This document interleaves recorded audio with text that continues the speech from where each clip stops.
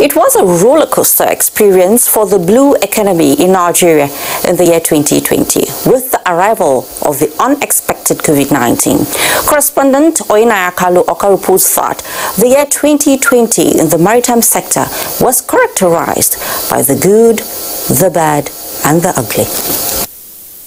In the year 2020, the Nigerian maritime sector was set for a reform, but the unexpected COVID-19 took the blue economy unaware. With COVID-19 came the lockdown, which crippled activities in the sector across the globe.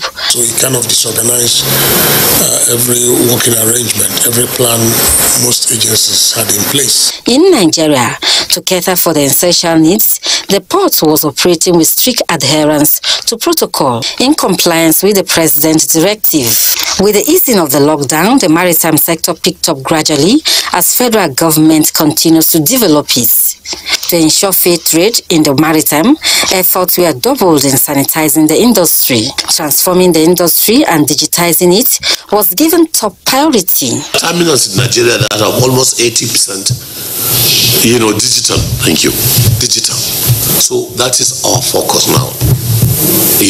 We want to give in stages, and we hope by March we'll have reached about 80% compliance. The safety and security of the maritime domain, key players say, was improved upon with the launch of the Deep Blue project. Nigeria is one of the worst insecure waterways, maritime ways in the entire world. Before this regime came into power, we were number one.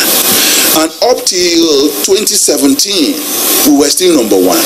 Between 2018 to 2019, it is going down.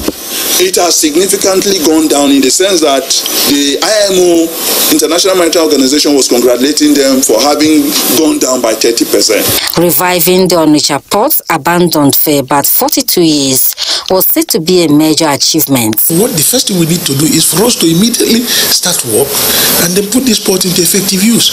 And then we did a trial run.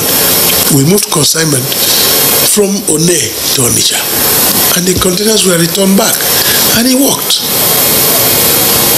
We are trying, I think on the 11th also, we're going to move quite a good number of containers from Lagos to Oyinnaya. We have projected that. Still on decongesting the ports, construction work for the railway line linking the port is at advanced stage. There are 38 trucks will be removed for every trip by the train, which means you have less trucks.